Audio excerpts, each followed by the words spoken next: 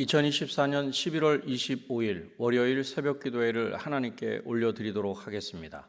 오늘 이 시간에 함께 보실 하나님의 말씀은 에스겔서 32장 말씀입니다. 에스겔 32장 말씀을 제가 봉독해 드리도록 하겠습니다. 12째 해 12째 달 초하루에 여호와의 말씀이 내게 임하여 이르시되, 인자야, 너는 애굽의 바로 왕에 대하여 슬픈 노래를 불러 그에게 이르라. 너를 여러 나라에서 사자로 생각하였더니 실상은 바닷 가운데의 큰 악어라. 강에서 튀어 일어나 발로 물을 휘저어 그 강을 더럽혔도다. 주 여호와께서 이같이 말씀하셨느니라. 내가 많은 백성의 무리를 거느리고 내 그물을 내 위에 치고 그 그물로 너를 끌어오리로다. 내가 너를 무태 버리며 들에 던져 공중의 새들이 내 위에 앉게 할 것이며 온 땅의 짐승이 너를 먹어 배부르게 하리로다. 내가 내 살점을 여러 산에 두며 내 시체를 여러 골짜기에 채울 것이며 내 피로 내 헤엄치는 땅에 물 내듯 하여 산에 미치게 하며 그 모든 개천을 채우리로다. 내가 너를 불 끄듯 할 때에 하늘을 가리어 별을 어둡게 하며 해를 구름으로 가리며 달이 빛을 내지 못하게 할 것이며 하늘의 모든 밝은 빛을 내가 내 위에 어둡게 하여 어둠을 내 땅에 베풀리로다. 주 여호와의 말씀이니라. 내가 내 패망의 소문이 여러 나라 곧 내가 알지 못하는 나라들에 이르게 할 때에 많은 백성의 마음을 번뇌하게 할 것이며 내가 그 많은 백성을 너로 말미암아 놀라게 할 것이며 내가 내 칼이 그들의 왕 앞에서 춤추게 할 때에 그 왕이 너로 말미암아 심히 두려워할 것이며 내가 엎드러지는 날에 그들이 각각 자기 생명을 위하여 무시로 떨리로다. 주 여호와께서 이같이 말씀하셨느니라. 바벨론 왕의 칼이 내게 오리로다. 나는 내 무리가 용사 곧 모든 나라의 무서운 자들의 칼에 엎드러지게 할 것이며 그들이 애굽의 교만을 패하며 그 모든 무리를 멸하리로다. 내가 또 그 모든 짐승을 큰 물 가에서 멸하리니 사람의 발이나 짐승의 굽이 다시는 그 물을 흐리지 못할 것이며 그때 내가 그 물을 맑게 하여 그 강이 기름같이 흐르게 하리로다. 주 여호와의 말씀이니라. 내가 애굽 땅이 황폐하여 사막이 되게 하여 거기에 풍성한 것이 없게 할 것이며 그 가운데 모든 주민을 치리니 내가 여호와인 줄을 그들이 알리라. 이는 슬피 부를 노래이니 여러 나라 여자들이 이것을 슬피 부르며 애굽과 그 모든 무리를 위하여 이것을 슬피 부르리로다. 주 여호와의 말씀이니라. 12째의 어느 달 15째 날에 여호와의 말씀이 내게 임하여 이르시되, 인자야, 애굽의 무리를 위하여 슬피 울고 그와 유명한 나라의 여자들을 구덩이에 내려가는 자와 함께 지하에 던지며 이르라. 너의 아름다움이 어떤 사람들보다 뛰어나도다. 너는 내려가서 할례를 받지 아니한 자와 함께 누울지어다. 그들이 죽임을 당한 자 가운데에 엎드러질 것이며 그는 칼에 넘겨진 바 되었은즉 그와 그 모든 무리를 끌지어다. 용사 가운데 강한 자가 그를 돕는 자와 함께 수월 가운데에서 그에게 말하며 할례를 받지 아니한 자 곧 칼에 죽임을 당한 자들이 내려와서 가만히 누웠다 하리로다. 거기에 아수르와 그 온 무리가 있으며 다 죽임을 당하여 칼에 엎드러진 자라. 그 무덤이 그 사방에 있도다. 그 무덤이 구덩이 깊은 곳에 만들어졌고 그 무리가 그 무덤 사방에 있으며 그들은 다 죽임을 당하여 칼에 엎드러진 자 곧 생존하는 사람들의 세상에서 사람을 두렵게 하던 자로다. 거기에 엘람이 있고 그 모든 무리가 그 무덤 사방에 있으며 그들은 다 할례를 받지 못하고 죽임을 당하여 칼에 엎드러져 지하에 내려간 자로다. 그들이 생존하는 사람들의 세상에서 두렵게 하였으나 이제는 구덩이에 내려가는 자와 함께 수치를 당하였도다. 그와 그 모든 무리를 위하여 죽임을 당한 자 가운데 침상을 놓았고 그 여러 무덤은 사방에 있으며 그들은 다 할례를 받지 못하고 칼에 죽임을 당한 자로다. 그들이 생존하는 사람들의 세상에서 두렵게 하였으나 이제는 구덩이에 내려가는 자와 함께 수치를 당하고 죽임을 당한 자 가운데에 뉘었도다. 거기에 메색과 두발과 그 모든 무리가 있고 그 여러 무덤은 사방에 있으며 그들은 다 할례를 받지 못하고 칼에 죽임을 당한 자로다. 그들이 생존하는 사람들의 세상에서 두렵게 하였으나 그들이 할례를 받지 못한 자 가운데 이미 엎드러진 용사와 함께 누운 것이 마땅하지 아니하냐. 이 용사들은 다 무기를 가지고 수월에 내려가서 자기의 칼을 베개로 삼았으니 그 백골이 자기 죄악을 졌으며 생존하는 사람들의 세상에서 용사의 두려움이 있던 자로다. 오직 너는 할례를 받지 못한 자와 함께 패망할 것이며 칼에 죽임을 당한 자와 함께 누우리로다. 거기에 에돔 곧 그 왕들과 그 모든 고관이 있으며 그들이 강성하였었으나 칼에 죽임을 당한 자와 함께 있겠고 할례를 받지 못하고 구덩이에 내려간 자와 함께 누우리로다. 거기에 죽임을 당한 자와 함께 내려간 북쪽 모든 방백과 모든 시돈 사람이 있으며 그들이 본래는 강성하였으므로 두렵게 하였으나 이제는 부끄러움을 품고 할례를 받지 못하고 칼에 죽임을 당한 자와 함께 누웠고 구덩이에 내려가는 자와 함께 수치를 당하였도다. 바로가 그들을 보고 그 모든 무리로 말미암아 위로를 받을 것이며 칼에 죽임을 당한 바로와 그 온 군대가 그러하리로다. 주 여호와의 말씀이니라.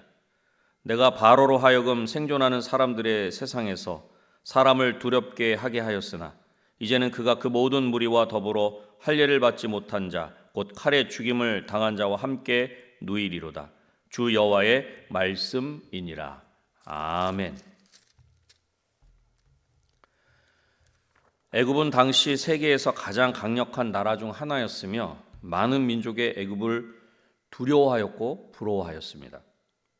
그러나 본문을 통해서 하나님은 애굽과 그 왕을 심판하실 것을 말씀하시며 교만한 자들이 어떤 결과를 직면하게 될지 경고하십니다.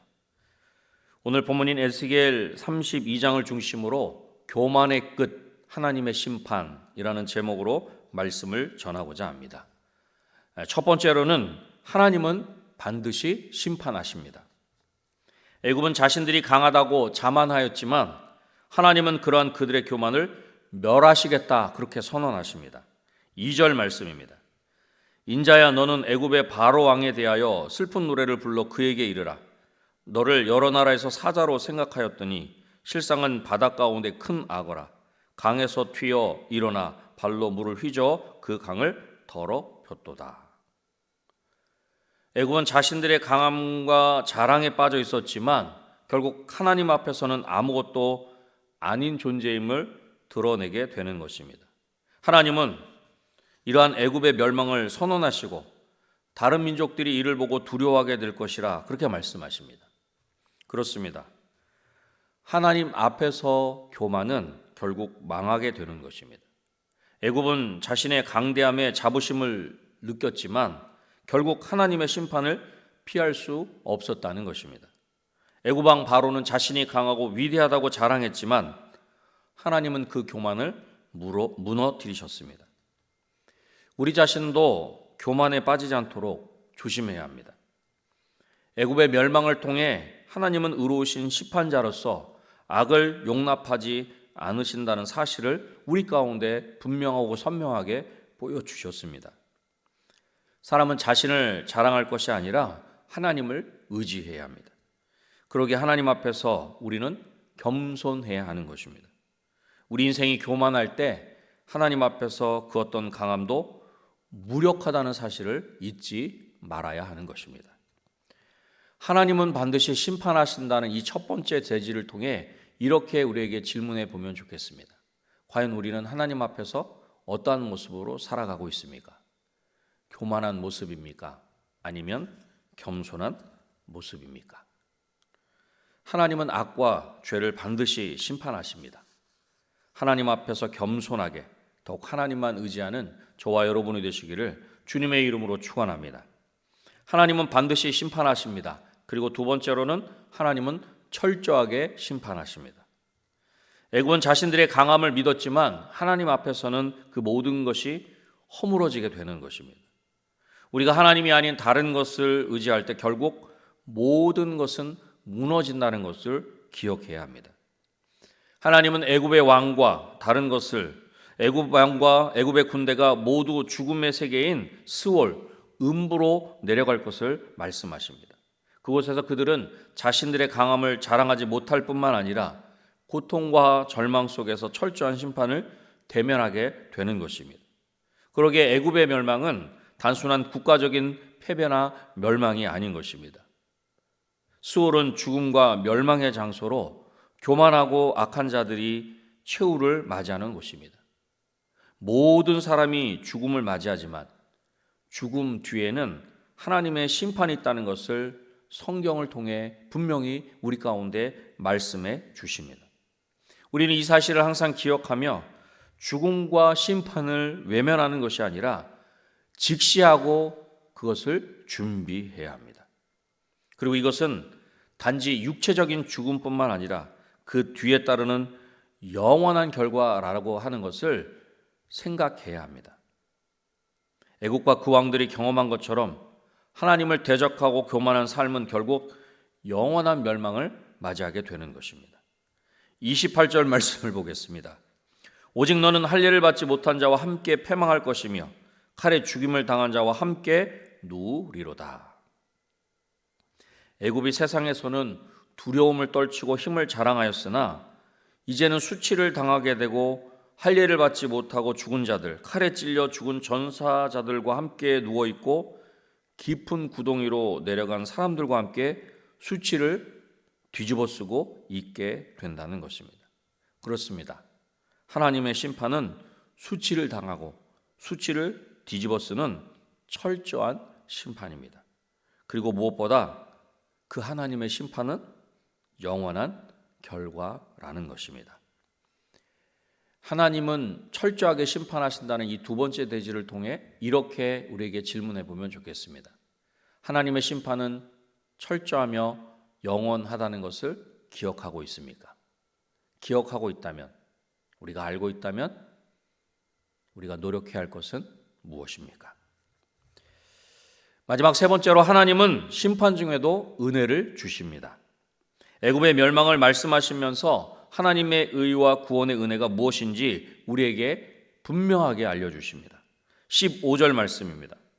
내가 애굽 땅이 황폐하여 사막이 되게 하여 거기에 풍성한 것이 없게 할 것이며 그 가운데 모든 주민을 치리니 내가 여호와인 줄 그들이 알리라. 아멘. 내가 이집트 땅을 황무지로 만들면, 그래서 그 땅에 가득 찬 풍요가 사라지면, 내가 그 땅에 사는 모든 사람을 치면 그때야 비로소 그들이 내가 주인 줄 알 것이다. 그렇게 말씀하고 있는 것입니다. 결국은 그 모든 어려움과 심판을 통해 하나님을 알게 된다는 것입니다. 어떻게 보면 이렇게 심판 뒤에라도 하나님을 알게 되는 것이 은혜입니다. 하나님은 심판을 통해 구속의 계획을 이루어 가십니다. 결국 하나님의 심판 뒤에는 예수 그리스도께서 이루신 구속이 있는 것입니다. 하나님은 모든 죄를 심판하시고 하나님의 의로우심을 이루어 가십니다. 하나님은 공의의 하나님이시면서 사랑의 하나님이십니다. 그러기에 회개할 기회를 주십니다. 애굽은 하나님께 회개할 기회를 자신의 것으로 잡지 못했습니다. 사랑하는 성도 여러분, 지금 회개할 기회가 우리에게 있습니다. 왜냐하면 아직 살아있기 때문입니다.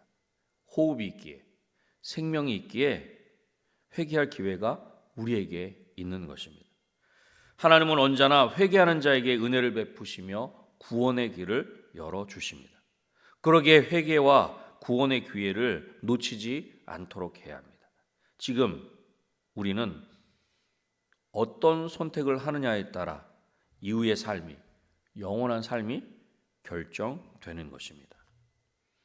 하나님은 심판 중에도 은혜를 베푸신다는 세 번째 대지를 통해 이렇게 질문해 보면 좋겠습니다.